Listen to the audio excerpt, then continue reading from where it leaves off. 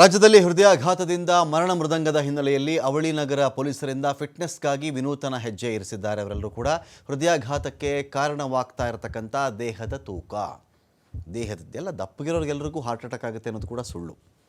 ತೀರಾ ದಪ್ಪಗಿದ್ದಾರೆ, ಅವ್ರಿಗೆ heart attack ಆಗಿಬಿಡುತ್ತಪ್ಪ, ಅದು ಕೂಡ ಸುಳ್ಳು. ಅನೇಕ ವೈದ್ಯರು ಹೇಳ್ತಾರೆ ನೀವು ದಪ್ಪ ಇರೋದಕ್ಕೂ ನಿಮಗೆ ಬೊಜ್ಜಿರೋದಕ್ಕೂ ತೂಕ ಜಾಸ್ತಿ ಇರೋದಕ್ಕೂ ಸಂಬಂಧ ಇಲ್ಲ ಅಂಥೇಳಿ. ಆದರೂ ಫಿಟ್ನೆಸ್ ಬೇಕು ಮನುಷ್ಯನಿಗೆ, ಗಟ್ಮುಟ್ಟಾಗಿರಬೇಕು ಮನುಷ್ಯ, ಚಟುವಟಿಕೆಯಿಂದ ಇರಬೇಕು, ಅವನ ದೇಹ ತೂಕ ಮಿತಿ ಮೀರಬಾರ್ದು ಅನ್ನೋ ಕಾರಣಕ್ಕೆ ದೇಹ ತೂಕ ಇಳಿಸುವಂಥ ಕೆಲಸ ಕೂಡ ಜಾಸ್ತಿ ಆಗ್ತಾ ಇದೆ. ಇತ್ತೀಚೆಗೆ ಹೃದಯಾಘಾತದಿಂದ ಹುಬ್ಬಳ್ಳಿ ನವನಗರದ ASI ಸಾವನ್ನಪ್ಪಿದ್ರು. ಹೀಗಾಗಿ ತೂಕ ಇಳಿಸುವ ಮೂಲಕ ಇಲಾಖೆಯಲ್ಲಿ ಫಿಟ್ನೆಸ್ಗೆ ಪಣ ತೊಡಲಾಗಿದೆ. ದೇಹದ ತೂಕ ಇಳಿಸುವಲ್ಲಿ ಯಶಸ್ವಿಯಾಗಿದ್ದಾರೆ ಅವಳಿ ನಗರದ ಖಾಕಿ ಪಡೆ.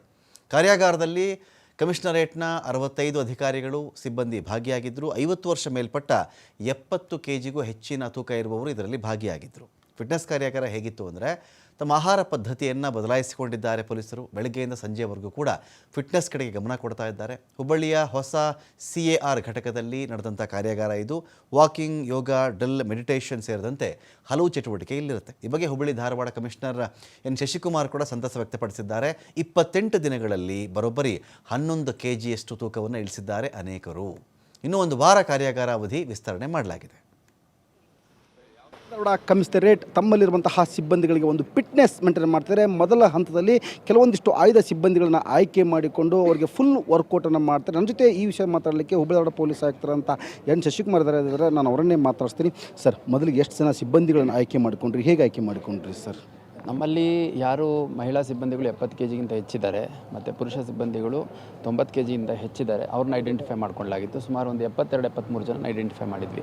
ಅದರಲ್ಲಿ ಒಂದು 4-5 ಜನಕ್ಕೆ ಸ್ವಲ್ಪ ಸೀರಿಯಸ್ ಹೆಲ್ತ್ ಇಶ್ಯೂಸ್ ಇದ್ದಿದ್ದರಿಂದ ಅವ್ರನ್ನ ಕೈ ಬಿಡಲಾಯಿತು. ಒಟ್ಟು 65 ಜನರನ್ನು ನಾವು ತೊಗೊಂಡು 5 ವಾರಗಳ ಕಾರ್ಯಾಗಾರ ಇತ್ತು. 4 ವಾರ ಇವತ್ತಿಗೆ ಮುಗಿದಿದೆ. 4 ವಾರದಲ್ಲಿ ಸುಮಾರು 11 kgಯಿಂದ 5 kgವರೆಗೂ, 4ರಿಂದ 5 kgಯಿಂದ 11 kgವರೆಗೂ ವೆಯ್ಟ್ ಲೂಸ್ ಮಾಡಿರುವಂಥದ್ದು.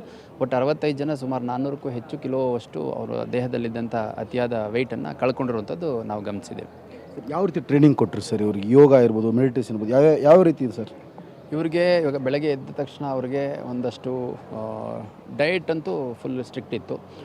ಬೆಳಗ್ಗೆ ಡಯಟು ಮತ್ತು ಸ್ಪ್ರೌಟ್ಸ್ ತಿನ್ನುವಂಥದ್ದು, ಆಮೇಲೆ ಲೋ ಕ್ಯಾಲರಿ ಬ್ರೇಕ್ಫಾಸ್ಟು, ನಂತರದಲ್ಲಿ ಫ್ರೂಟ್ಸು, ವೆಜಿಟೇಬಲ್ಸು, ಆಮೇಲೆ ಬೇರೆ ಬೇರೆ ರೀತಿ ಸೂಪ್ಸು, ರೊಟ್ಟಿ, ಪಲ್ಯ, ಈ ಥರದ್ದೆಲ್ಲ ಸ್ವಲ್ಪ ಆಯಿಲ್ ಫ್ರೀ ಮತ್ತು ಭಾಳ ಹೆಲ್ದಿ ಡಯಟು. ಅದಕ್ಕೆ ಡಯಟಿಷಿಯನ್ ಕೂಡ ಕನ್ಸಲ್ಟ್ ಮಾಡಿದ್ವಿ. ಅದ್ರ ಜೊತೆಗೆ ಅವ್ರದ್ದು ದಿನ ಪ್ರಾರಂಭ ಆಗೋಂಥ ಸಂದರ್ಭದಲ್ಲಿ ವಾಕಿಂಗ್ ಕಮ್ ರನ್ನಿಂಗು, ಸ್ಟ್ರೆಚ್ಚಿಂಗು ಮತ್ತು ಪೊಲೀಸ್ ಡ್ರಿಲ್ಸಲ್ಲಿ ತುಂಬ ಕ್ಯಾಲೋರಿ ಬರ್ನ್ ಆಗುತ್ತೆ. ಅದ್ರ ಜೊತೆಗೆ ಮತ್ತು ಈವ್ನಿಂಗ್ ಕೂಡ ವಾಕಿಂಗು ಮತ್ತು ಸ್ಮಾಲ್ ಟ್ರೆಕ್ಸ್ ಕರ್ಕೊಂಡು ಹೋಗುವಂಥದ್ದು. ಅದ್ರ ಜೊತೆಗೆ ಕೆಲವು ಸ್ಪೋರ್ಟ್ಸು, ಹ್ಯಾಂಡ್ಬಾಲು, ಫುಟ್ಬಾಲು, ಈ ಥರದ್ದು ಸ್ಪೋರ್ಟ್ಸ್ ಆ್ಯಕ್ಟಿವಿಟಿ ಕೂಡ ಮಾಡಿಸಿದ್ವಿ. ಅದ್ರ ಜೊತೆಗೆ ಭಾಳ ಸ್ಟ್ರಿಕ್ಟ್ ಡಯಟು. ಇಲ್ಲೇ ನಮ್ಮ ಒಂದು ಅಕಾಮಿಡೇಷನ್ ಫೆಸಿಲಿಟೀಸಲ್ಲಿ 65 ಜನರನ್ನು ಇಟ್ಕೊಂಡು ಯಾವುದೇ ಕಾರಣಕ್ಕೂ ಕಳೆದ 28 ದಿನದಿಂದ ಅವರು